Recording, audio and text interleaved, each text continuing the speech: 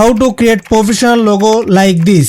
এই ধরনের প্রফেশনাল লেভেলের লোগো তৈরি করার জন্য জাস্ট 2 মিনিট সময় দিন। 2 মিনিটের মধ্যে আপনাদের দেখাচ্ছি কিভাবে মোবাইল দিয়ে এই ধরনের প্রফেশনাল লোগো ক্রিয়েট করতে হয়। লোগোটি ক্রিয়েট করার জন্য যা কিছু ব্যবহার করা হবে সেটি একটি জিপ ফাইল আকারে আপনাদের দেওয়া হবে।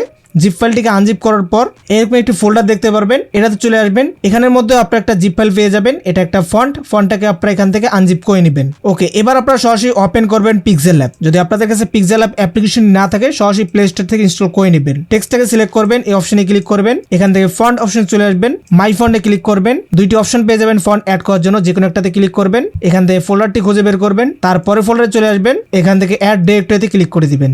তো যেই ফন্টগুলো আমরা ব্যবহার করব সেগুলো কিন্তু আমাদের এখানে চলে আসবে। ওকে রাইট, এবার আমরা ব্যাক আসবো, এই টেক্সটটাকে ডিলিট করে দেব।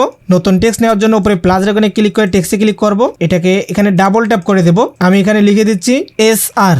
ওকে, তো আমরা এটা লিখে দিলাম। তারপর চলে আসবো এই সাইডে ফন্ট অপশনে ক্লিক করব, মাই ফন্টে ক্লিক করব। এখন যে ফন্টগুলো অ্যাড করলাম এগুলোর মধ্যে থেকে আমরা এই ফন্টটি চুজ করব। দেখতে পাচ্ছেন আমাদের ফন্টটি এখানে চলে আসলো। এবার আমরা যে কাজটি করব, এটাকে সিলেক্ট করে কালার অপশনে ক্লিক করব, গ্রেডিয়েন্ট অপশনে চলে আসবো, এখান থেকে প্লাস আইকনে ক্লিক করব। এখানে আপনারা দেখতে পারবেন গ্রেডিয়েন্ট চলে আসবে। আপনি এখানে একটা গ্রেডিয়েন্ট কালার ক্রিয়েট করে নেবেন। তো আমি এখানে একটা কালার ক্রিয়েট করে নিচ্ছি লাইক দিস।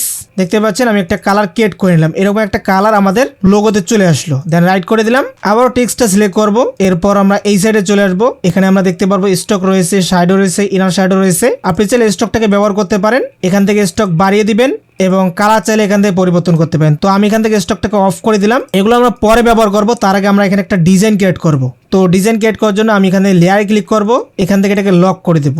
তারপর জুম বাটনে ক্লিক করে ডাবল ফিঙ্গার ইউজ করে এভাবে জুম করে নেব। ওকে, জুমটাকে অফ করে দিচ্ছি। এই জায়গায় ক্লিক করব, একটা শেপ ক্রিয়েট করব। শেপটা আমাদের ফুল স্ক্রিনে চলে আসবে, এটাকে এভাবে মুভ করে ছোট করব এবং এটাকে আমরা এভাবে একদম চাপাই নেব। ওকে, রাইট করে দিচ্ছি। তারপর এখানে একটা পয়েন্ট দেখতে পারবো, এটাকে যদি আমরা এভাবে করি, সরি আমি একটু জুম করে এদিকে নিয়ে আসি।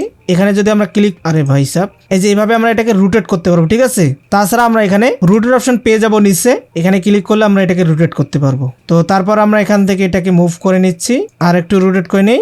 ওকে, এটাকে আর একটু উপরে তুলে দিচ্ছি। তো দেখতে পাচ্ছেন এরকম একটা ডিজাইন হয়ে গেল। তো এটাকে লেয়ারে ক্লিক করে এখান থেকে কপি করব।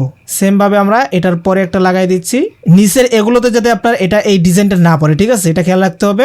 আর একটা কপি করব। তো দেখতে পাচ্ছেন এরকম একটা ডিজাইন ক্রিয়েট করে ফেললাম। এরপর লেয়ারে ক্লিক করে সবগুলো লেয়ার এভাবে গ্রুপ করে নেব। গ্রুপ হয়ে গেছে। এবার আমরা জাস্ট এদিকে চলে আসবো, ইরেজ কালার অপশনে ক্লিক করে এটাকে এনাবল করব। তো দেখতে পাচ্ছেন হোয়াইট কালারটা কিন্তু চলে যাবে, জাস্ট এখান থেকে একটু বাড়াই নেবেন, তাহলে কিন্তু এটা ঠিকঠাক হয়ে যাবে। ওকে, এরপর এটাকে জুম আউট করে নিতে হবে। দেন এবার আমরা এখান থেকে শ্যাডো, ইনার শ্যাডো এগুলো ইউজ করতে পারবো। ওকে, এবার আমরা ইম্পোর্ট অপশনে ক্লিক করে দিচ্ছি। এখানে আমি একটি পিএনজি অ্যাড করে নিলাম, এটা অবশ্যই ডিসক্রিপশন বক্সে পেয়ে যাবেন। তো এটাকে অ্যাড করার পর এখান থেকে কালার রয়েছে, কালারটাকে এনাবল করে দিবেন। দেন এখান থেকে কিন্তু আপনি যে কোনো কালার দিতে পারবেন।